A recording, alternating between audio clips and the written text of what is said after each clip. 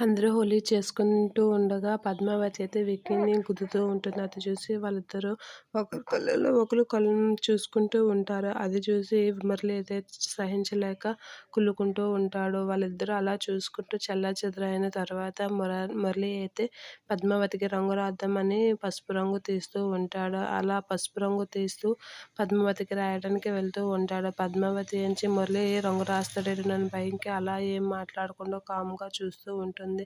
మురళి అయితే పద్మావతికి పసుపు రంగు రాయాలని అలా వస్తూ ఉంటాడు. అది చూసి విక్కీ అయితే నా భార్యకి రంగు నేనే పూయాలి, ఇంకెవరూ పూయకూడదు చెప్పేసి ఆ పసుపు రంగు రంగుని విక్కీ అయితే మురళి చేతిలో నుంచి తీసుకొని పద్మావతికి అయితే రాస్తూ ఉంటాడు. అది చూసి పద్మావతి అయితే చాలా హ్యాపీగా ఫీల్ అవుతూ ఉంటుంది.